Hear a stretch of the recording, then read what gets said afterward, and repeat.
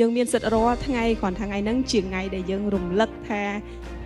ស្ត្រីមានឥទ្ធិពលច្រើននៅក្នុងសង្គម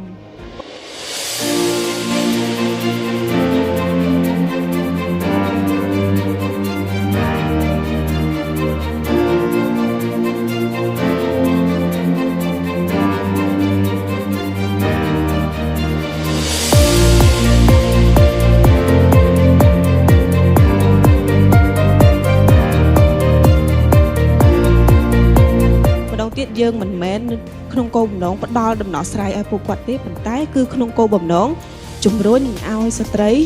ខិតខំប្រឹងប្រែងរៀនសូត្រខិតខំប្រឹងប្រែងធ្វើការដើម្បីសម្រេចបានគោលដៅរបស់ខ្លួនហើយនៅពេលណាដែលគាត់នៅក្នុងស្ថានភាពមួយដែលគាត់មានទាំងចំណេះដឹងមានទាំងបទពិសោធន៍មានទាំងសមត្ថភាពគាត់នឹងមានភាពឯករាជ្យគ្រប់គ្រាន់នៅក្នុងការសម្រេចចិត្តដល់ខ្លួនឯងដោយមិនចាំបាច់មកសួរយើង